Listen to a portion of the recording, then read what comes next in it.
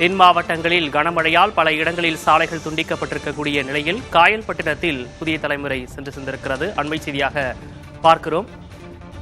முன்பாக நெல்லையில் ஏற்பட்ட வெள்ள பாதிப்புகள் குறித்து பார்த்தோம். தற்போது காயல்பட்டினத்தில் வெள்ள பாதிப்பு நிலவரங்கள் குறித்து பார்த்து வருகிறோம். தூத்துக்குடி மாவட்டம் காயல்பட்டினத்தில் இதுவரை இல்லாத அளவிற்கு வரலாறு காணாத மழை அங்கு கொட்டி தீர்த்திருக்கிறது. மக்களின் இயல்பு வாழ்க்கை என்பது புரட்டி போடப்பட்டிருக்கிறது. தற்போது அந்த பகுதிக்கு புதிய தலைமுறை சென்று சென்றிருக்கிறது. அந்த பகுதி மக்களுடைய இன்னல்கள், அவர்கள் என்ன மாதிரியான சிரமங்களை சந்திக்கிறார்கள் என்பதை நாம் பார்க்கிறோம். இது தொடர்பான கூடுதல் விவரங்களோடு செய்தியாளர் ராஜீவ் கிருஷ்ணா இணைந்திருக்கிறார். ராஜீவ் கிருஷ்ணா, நீங்க இருக்கக்கூடிய பகுதியில தற்போது நிலைமை எப்படி இருக்கு?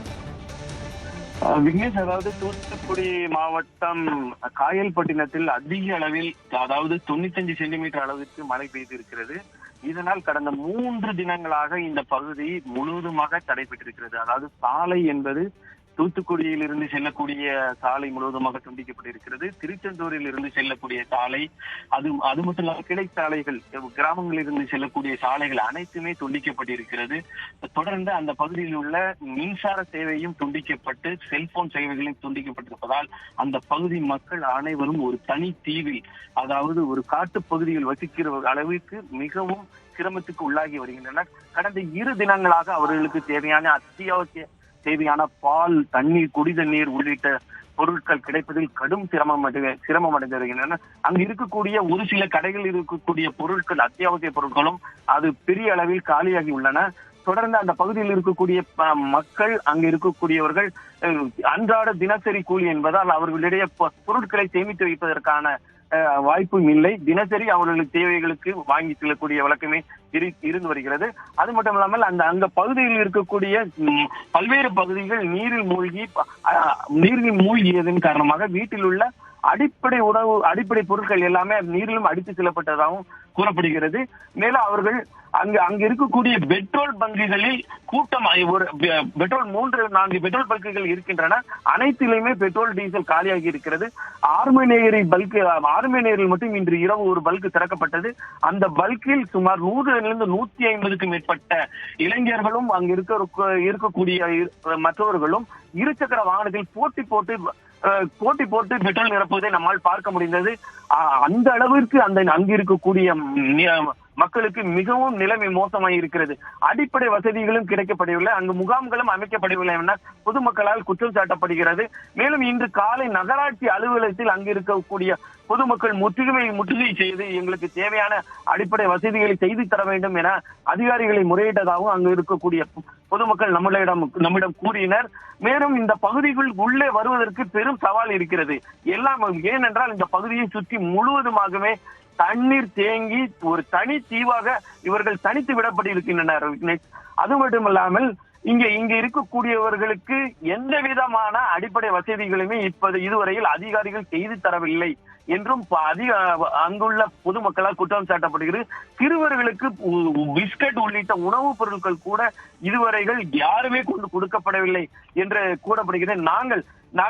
நானும் ஒளிப்பதிவாளர் அவர்களுமே பெரும் சிரமத்துக்கு இடையே சிறு சாலைகளை பிடித்தும் இடுப்பளவு தண்ணீரில் மிதந்தும் தான் அந்த பகுதியை நாங்கள் அடைந்தோம்.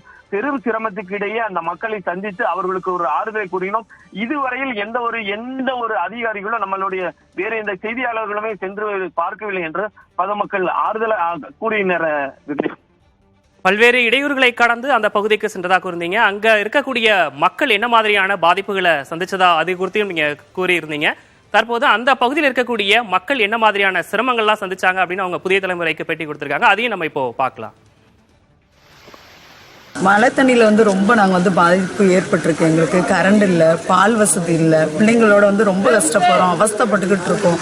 நகராட்சி இதுவரை எங்களை எந்த ஒரு ஸ்டெப்புமே எடுக்கல. எல்லாத்துக்கும் நாங்கள் போராடி தான் உங்ககிட்ட நாங்கள் வாங்கணும் அப்படின்னா மக்கள் நாங்கள் ரொம்ப அவஸ்தைப்படுறோம். எல்லா விஷயத்துக்குமே நாங்கள் போராடி தான் பார்த்துக்கிட்டு இருக்கோம். பச்சை பிள்ளைங்கள் எல்லாம் பாலுக்கு இல்லாமல், தண்ணி இல்லாமல், சாப்பாடு இல்லாமல் சுற்றி இருக்க எங்கள் மக்களுக்கு தான் எங்களுக்காக இறங்கி பண்ணிக்கிட்டு இருக்காங்க. எல்லாத்துக்குமே நாங்களே இறங்கி பண்ணுறதா இருந்தால் அந்த அரசாங்கம் எதுக்குங்கிறது எங்களுக்கு தெரியலை. பச்சை பிள்ளைங்களாம் கொசுக்கடியிலையும் மழை தண்ணி ரொம்ப பாதிப்பு எங்களுக்கு அதிகமாக இருக்குது. மாவட்டத்தில் மழைங்கிறது ஏற்கனவே தெரியதான் செய்யும். அப்போ அதுக்கு தகுந்த மாதிரி ஒரு சின்ன ஒரு ஏற்பாடு கூட ஏன் பண்ணலை? நீங்கள் இதனை பாதிக்கப்பட்ட ஊர் இப்படி தான் இருக்குது எல்லாத்துக்கும் தெரியுமா? இந்த நகராட்சி இதுக்கு என்ன செஞ்சாங்க? கவுன்சிலர் என்ன பண்ணாங்க? வேற யாருமே பேச கிடையாது. மழை பெய்யுங்கிறது கவர்மெண்ட்டுக்கு தெரியும். அதுக்குள்ள ஏற்பாடு எதுவுமே செய்யலை. அதை செஞ்சிருந்தாங்கன்னா எங்கள் ஊர் இந்த நிலைமைக்கு வந்திருக்காரு. ஒரு பால் வசதி, சின்ன பிள்ளைங்க எவ்வளோ பேர் இருக்காங்க தெரியுமா? ஏன் இந்த ஊருக்கு எந்த வசதி செய்யலை இந்த கவர்மெண்ட்? சென்னைனா மட்டும் அவ்வளோ ஏற்பாடு முன்னே அந்த ஊர்லேருந்து இந்த ஊர்லேருந்து முன்னாடியே எல்லாம் செய்தானே செஞ்சாங்க. ஏன் இங்கே செய்யலை? தெரியுதானே செய்யும். மழை வருங்கிறது எங்களுக்கு தெரியாது, அவங்களுக்கு தெரியும். அப்போ அதுக்கு தகுந்த மாதிரி ஏதாவது செஞ்சுருக்கலாம், ஆனால் செய்யலை. மழை பெஞ்சு 4 நாள் ஆகுது. தம்பி வரைக்கும் எந்த ஒரு ஸ்டெப்பும் எடுக்கல. அதாவது நகர்மன்றம் சரி கிடையாது. மெயினாக வந்து நகராட்சி சரி கிடையாது. வார்டு உறுப்பினரும் சரி கிடையாது. இவங்க சரியாக இருந்தாலும் வேலைகள் சரியாக நடக்கும். பெரிய அளவுக்கு பாதிப்பு இல்லாட்டா கூட ஒரு சில பகுதி தண்ணி கிடக்கு. அந்த தண்ணி எடுத்து விட கூட ஆள் வர இல்லை. இதே மழை இவ்வளவு பாதிப்பு மழை பெஞ்சிருக்குன்னு வைங்களேன். அப்ப இந்த ஓட்டு வருதுன்னா எல்லாரும் ஓட்டுக்காக இந்த மழையில இறங்கி வந்து நிப்பாங்க. மழைன்னு பார்க்க மாட்டாங்க. நாங்க போய் தேடி போய் அவங்கள போய் அவசியம் கிடையாது. அவங்களே வந்து இந்த மழையில நல்லா இறங்கி இப்படி தூக்கி இருக்க மாட்டாங்க, எங்களை மாதிரி அவஸ்தைப்பட்டிருக்க மாட்டாங்க. அழகா வந்து ஓட்டுதாங்க. இந்த மழை அடுத்த திருப்பு வராத அளவுக்கு, இந்த தண்ணி அடுத்த திருப்பு வராத அளவுக்கு நாங்க உங்களுக்கு கிளீன் பண்ணி விட்டுருக்கோம் சொல்லுவாங்க. இப்ப இந்த மழை வந்து யாரும் வந்து பார்க்கலாம் தான் எங்களுடைய வருத்தம். இப்போ ஒருத்தங்க வந்து இப்படி இருக்குது, நாங்கள் உங்களுக்கு பண்ணி தாரோம் அப்படின்னு ஒரு வார்த்தை சொல்லியிருந்தாங்கன்னா பரவாயில்ல. இங்கே எல்லாருமே கூலி தொழிலாளி தான். அவங்க அன்னநாடு பாடுபட்டு சாப்பிட்றவங்க. ஒன்று. ரெண்டாவது, பின்னாடி நீங்கள் போயிட்டு வீடியோ எடுத்து பாருங்க, பாத்ரூம் தண்ணியும் மழை தண்ணி ஒன்னா சேர்ந்துருக்கு. அதுக்குள்ளதான் இந்த மக்கள் உட்கார்ந்துகிட்டு இருக்காங்க. அதுக்குள்ளதான் சாப்பிடவும் செய்தாங்க. சாப்பாடு வசதியோ எதுவுமே இங்க வரவே கிடையாது. இல்ல இல்ல, அதெல்லாம் எதுவுமே கூப்பிடல. முகாம்ல எதுவுமே கூப்பிடல. எங்க மக்கள் எங்க பசங்க தான் இன்னைக்கு இறங்கி அவ்வளவும் செஞ்சாங்க. எங்க மக்கள் இல்லைன்னா ஒண்ணுமே கிடையாது.